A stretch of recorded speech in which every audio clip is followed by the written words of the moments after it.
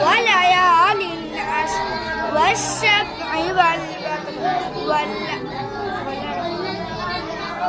والليل إذا يسر هل في ذلك قسم لذي حجر ألم تر كيف فعل ربك بعاد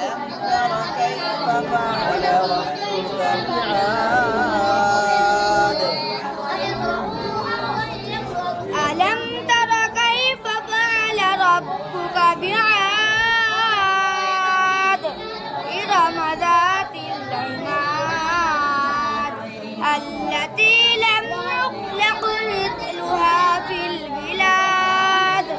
وثمود الذين جابوا الصخر بالواد وفرعون ذي الأوتاد الذين طغوا في البلاد فأكثروا فيها الفساد فصب عليهم ربك صوت عذاب إن ربك لبالمرصاد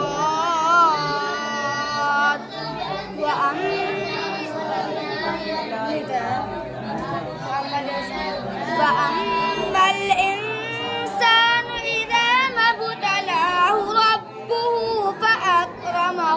ونعمه ويقول ربي أكرمن وأما إذا ما ابتلاه فقدر عليه رزقه فيقول ربي أهانن كلا بل لا تكرمون اليتيم